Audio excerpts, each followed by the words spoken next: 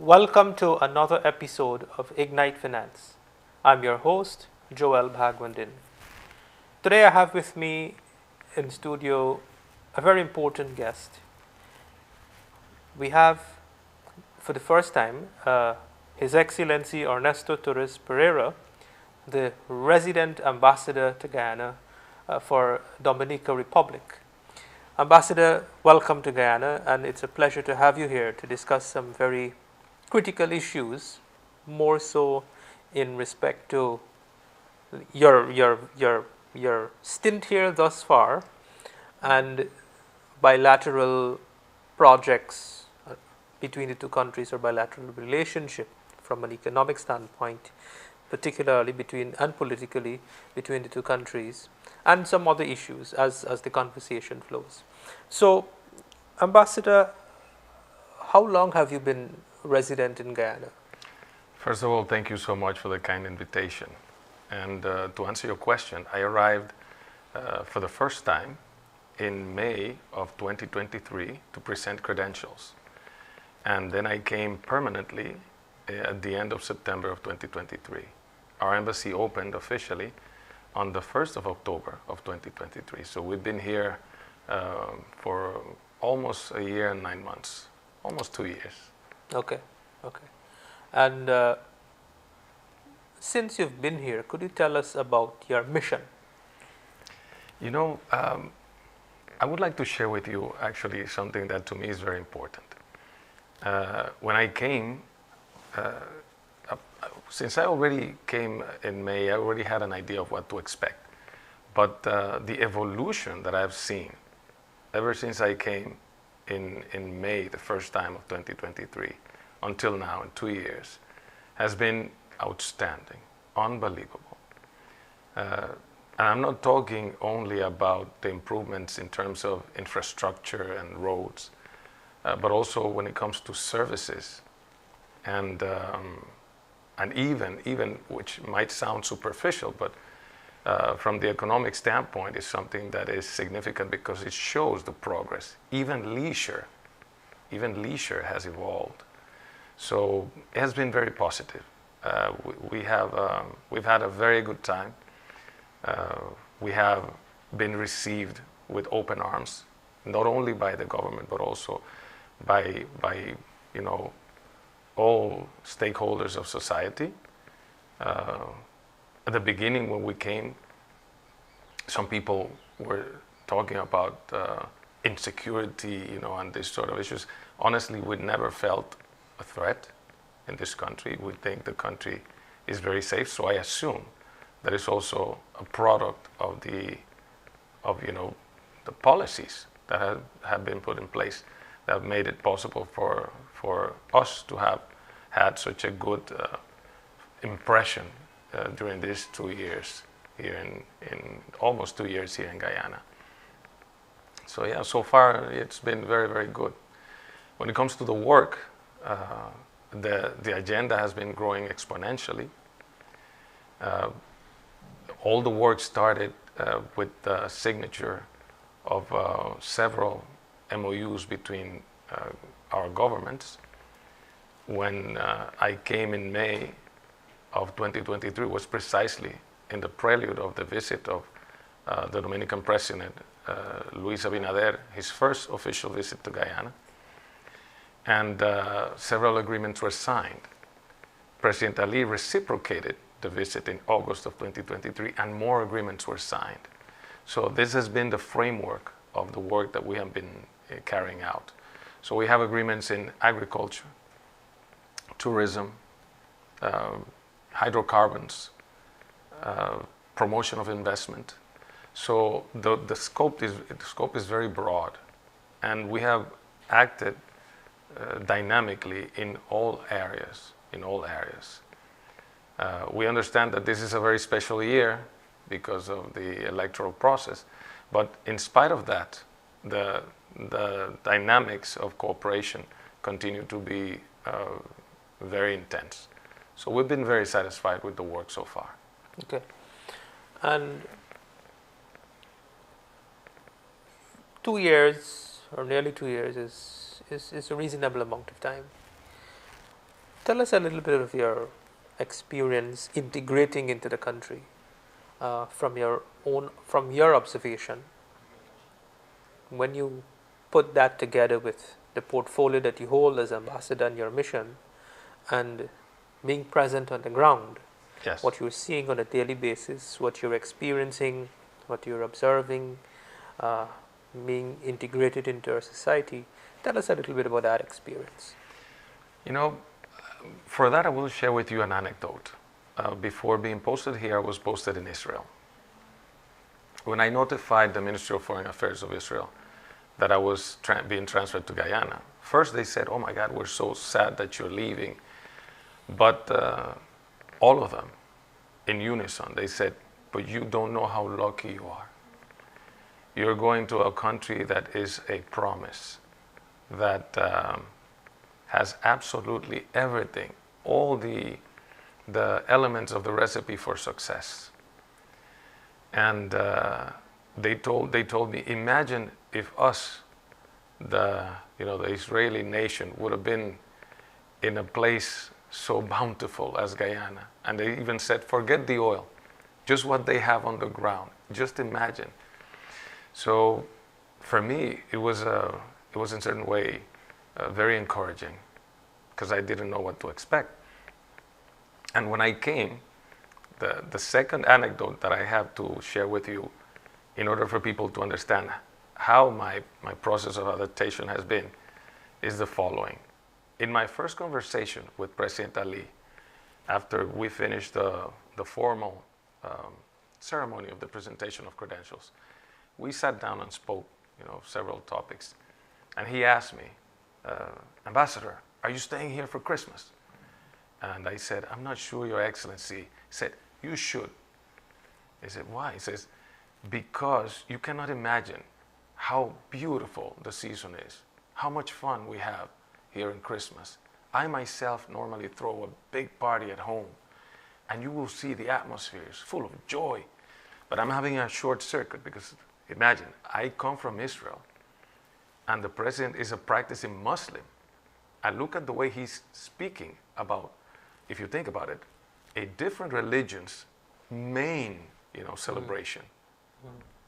At that moment, coming from Israel, for me was unbelievable to see that here you have such a level of not tolerance, but of embracing other people's, cultural elements, religion.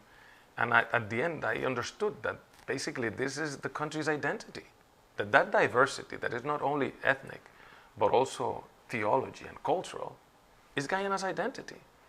So when I came, it was very easy for me to feel part of the society. As you know, I'm also from the Caribbean. Even if it's the Hispanic Caribbean, we have so many common codes. The warmth, exactly everything, everything. You speak, 1 hour to someone. If there's chemistry, you'll become intimate friends right away. So the feeling is the same. So the process of integration for me has been very easy. I can say that I have friends here, I can say that. You mentioned, I want to get back to your work in terms of some of the key projects that would have arisen from those agreements between the two countries. I'm aware that we've had bilateral agreements signed, several of them, and there were also, if I'm not mistaken, some private sector agreements between the local private sector here and their counterparts in DR.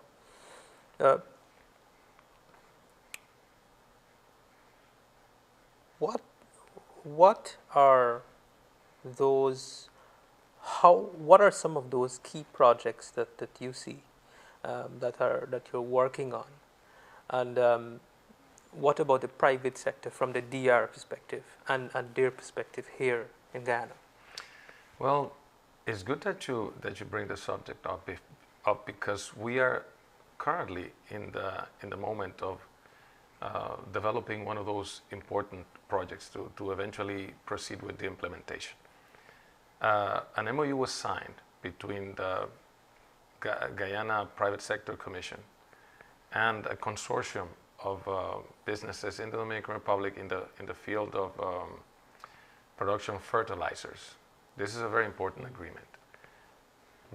Guyana has so much potential to develop the agricultural sector, and having here the possibility to produce urea and fertilizers will enhance those capacities. So the project has the intention of building a production plant here, using, of course, one of the key elements, which is the natural gas, which you will have in abundance. So recently we have been continuing the discussions to see how can eventually we put this project, into operation. So for me, this is one of the most important projects because it will have a regional impact. Yeah, and that ties into our food security agenda. Precisely. There's a national food security agenda. There's a regional food security agenda, which is led by Guyana. Exactly. Exactly. And in terms of perception, that leadership that Guyana has been developing is precisely what brought our country here to open an embassy. Not just the extraordinary potential, because potential without good leadership doesn't mean that that will guarantee success or development. So one of the reasons why we are here is precisely because of the trust that my government, the Dominican government, has in the current administration of Guyana. There is a common vision on the development of the entire region. Right. Only prosperity can really solve some of the issues that are pressing in the region. For example, look, we share the border with Haiti in the Dominican Republic. The only way to bring Haiti to a stable situation, if we can transfer some of the prosperity to Haiti. It's a very unfortunate situation where the Haitians do not have other choices but to either cross the border to the Dominican Republic or to venture into the sea. If they were living in prosperity, I'm certain that they would not leave their country. Because I've been in Haiti, spent time in Haiti, I worked in my ministry as head of border transit and immigration. So I know how this country, how not only beautiful, but it's a cultural powerhouse. The people are hardworking, intelligent, gifted for languages, But unfortunately, they have not had the fortune of sound leadership, to generate prosperity, to keep them motivated to remain in the nation. Going back to the agreements, also we signed an agreement that to us is very important. This is not private sector, but I have to mention it because it will have an impact in the private sector. We signed an agreement between the Board of Training of Guyana with the Ministry of Labor. How do you call this? Yeah, Board of... we signed an agreement between them and the National Institute of Technical and Professional Formation of the Dominican Republic, Board of Industrial Training of Guyana, BIT, with the idea to transfer knowledge and experience in areas that are key for development. So recently we received a visit in the Dominican Republic of Richard Monk, who is the director of this entity, because we want to here, the social tissue is good. You have so much potential, but some of the capacities have to be certified. People have to renew, to continue building the capacity. And this is what we're aiming to do with this agreement. This will have a direct impact because for you to achieve the potential that you have, you need to have qualified workforce.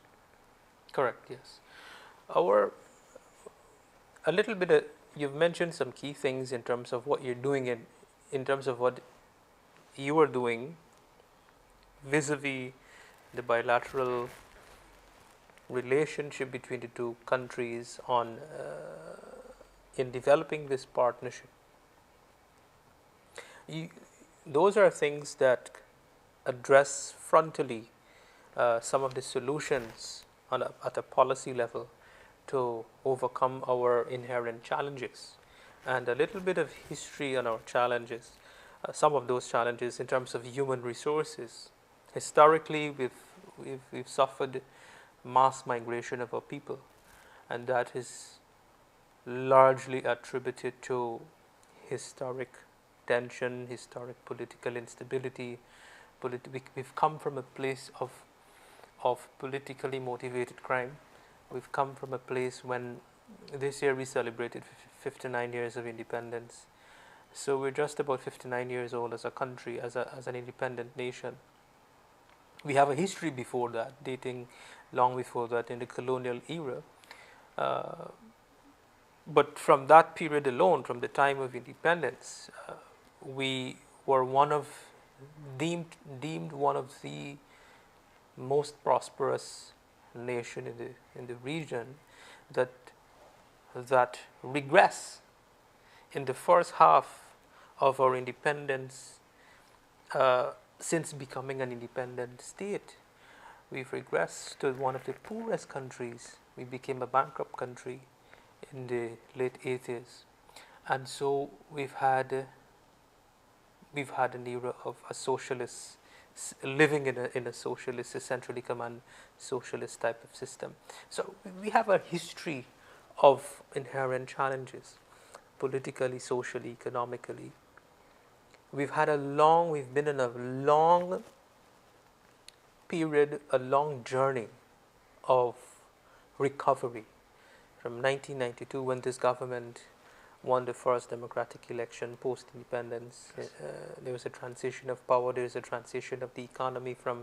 There was a transition of the political ideology, economic philosophy, from a socially planned economy to the birth of the private sector.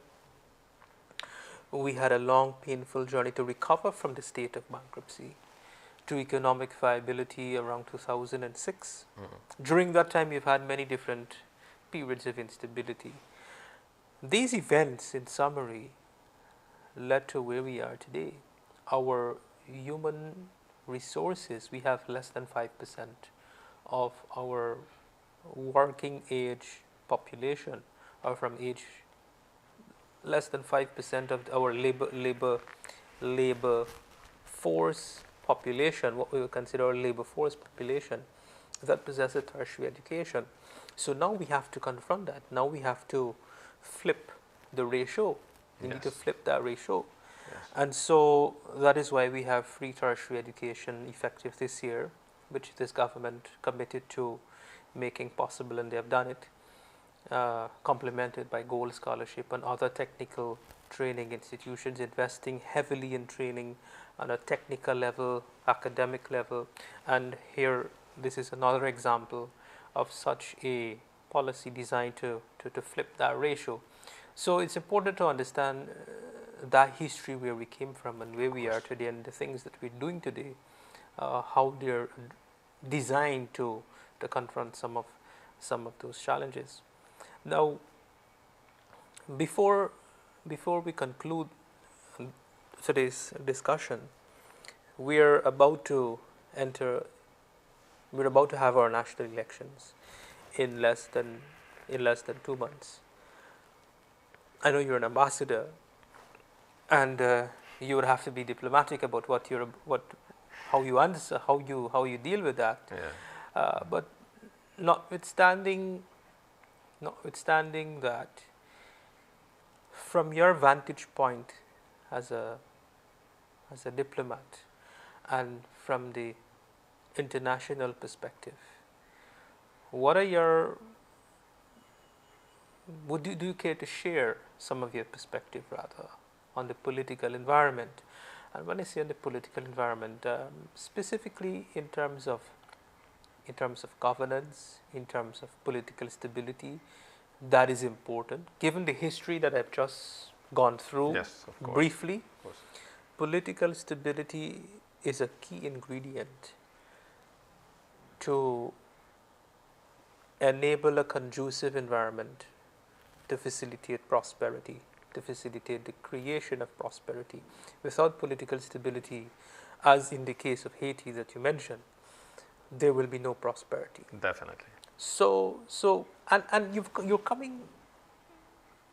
coming from a unique place in terms of what was shaped, what I imagine would shape your perspective, given that you've served in Israel, and you mentioned Haiti, and now here in Guyana. Do you care to share some perspective on our political environment within that context? Actually, I appreciate the question very much because even if in principle, I'm not supposed to talk much about politics, because of my condition as resident ambassador, I live here in Guyana, so I have an opinion because I'm a witness of all the events that take place in the country. And you would have read about 2020. Precisely. And not only 2020, I've read your history ever since Walter Raleigh, So Walter Raleigh. So I have a clear idea. So you were very accurate in your assessment and on the evolution of Guyana politically and economically. So what I think about the political situation? First, I believe, in spite of you being such a young republic as you just described, I think the political environment here and democracy is very mature. I see how openly all stakeholders of society can express their opinions without any fear or without any apprehension that there will be repression. This is a great indicator because when you have an open debate, you can actually eventually bring light and solutions to some of the most pressing issues. I believe the government has been very assertive because which is important. Is essential because not only they allow this open debate, but also, as I told you, I've been here for 2 years. I have seen how far you've gone, physically, materially, in just 2 years. And I watch the news every day. I see how the members of the opposition, the professional groups, everybody expresses their opinion openly. And for democracy, that exchange of ideas is vital. When it comes to the opposition, also, opposition is crucial in a democratic system because it will serve as a counterbalance. It will put in check, the government, and if it works coherently, it could serve as a good source for the achievement of some of the goals. Can the opposition here work better? For sure, it could work better, but it's something that I'm not supposed to talk about. However, no, you're giving a fair assessment of the environment. Yeah. But I do believe that the democratic institutions in Guyana are very solid, and I'm certain that under this type of leadership that has been so open and also who has been hearing the plight of the population and also paying attention to the comments of the opposition, I believe it is possible to consolidate the democratic process. One thing that I believe, with regards to the role of the opposition is that you have to present, concrete proposals, not just criticize, because that is not constructive. And if you are denouncing some issues, you should also present facts, right?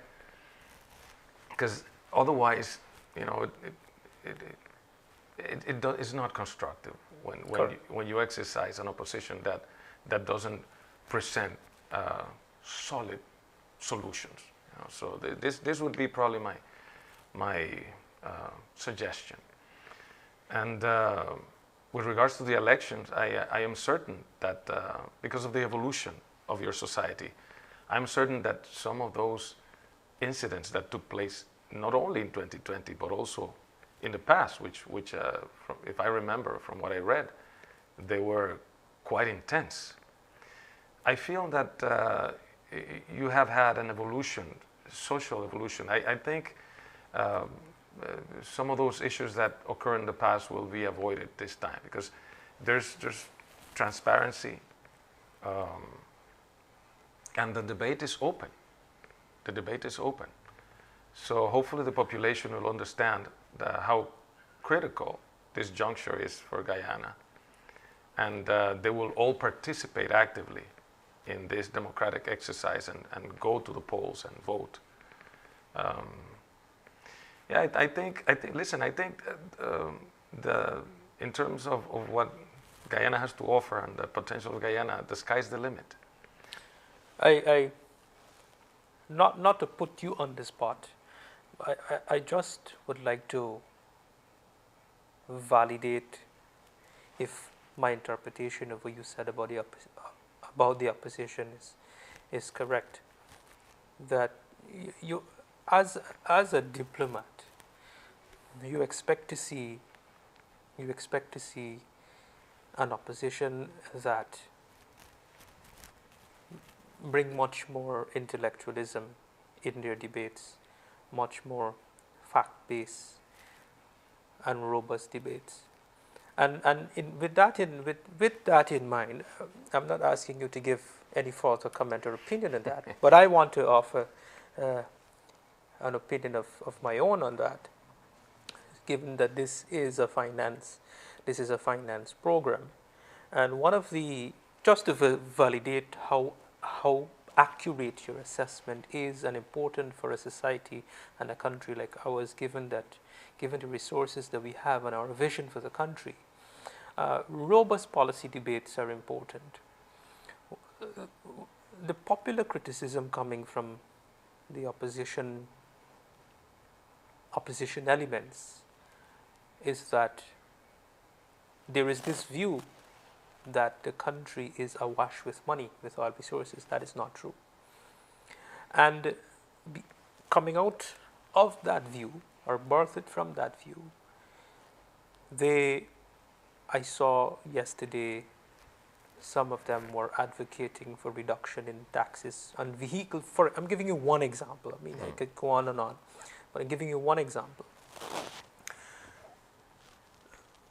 There is this argument for reduction in taxes because we're collecting so much in oil revenues.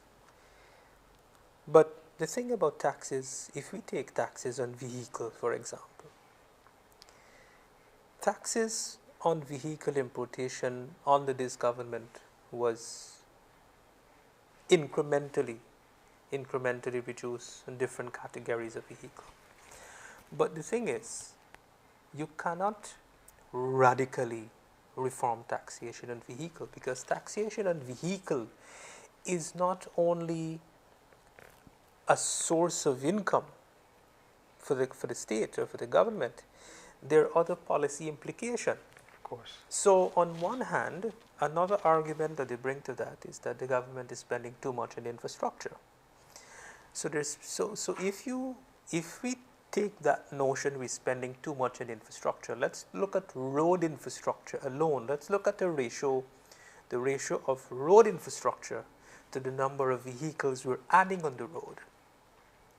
And when I look at the data and did my own analysis, in the last 15 years, we have added, in terms of registered vehicles, new vehicles on the roadways, about seven vehicles per kilometer of new road constructed.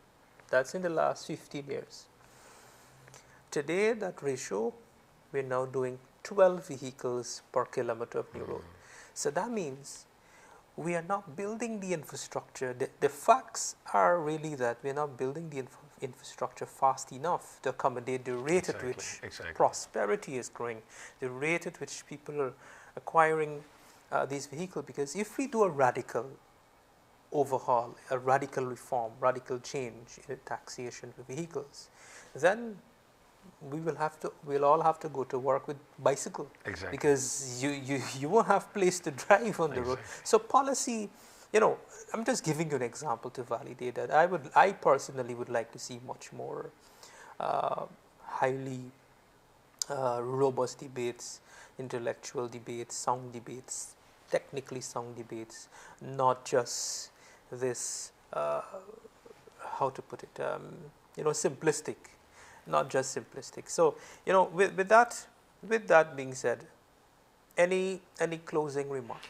What you just the issue that you just addressed is very important, and we have to go back to the importance of leadership. I spent time in Singapore also, not just Israel, in Singapore. Singapore doesn't even have land. I don't know if you've been to Singapore. No, but I've read. Yeah. You read. The only reason why that project, especially when they separated from Malaysia, why that project was successful was precisely because of the sound leadership. Some people call it harsh, some people say it was a dictatorship, but it was the right leadership to achieve national goals, right? Correct, yeah. In the Caribbean, in Latin America and the Caribbean in general, we tend to think in short term. But when you're trying to develop a national project, you have always to think long term. And as you said, you cannot allow to bring to a country like this, that is a paradigm of nature's conservation, for example. You cannot allow a massive importation of vehicles, even if it represents really an index of progress. You can't, because you're compromising, as you say, not only the circulation within the cities, but also you compromise the environment. So everything has to be done gradually. Correct. And always thinking long term. What is the best for the entire nation, Correct. You cannot accommodate the national project to the interest of a group. You have to always think about the entire nation.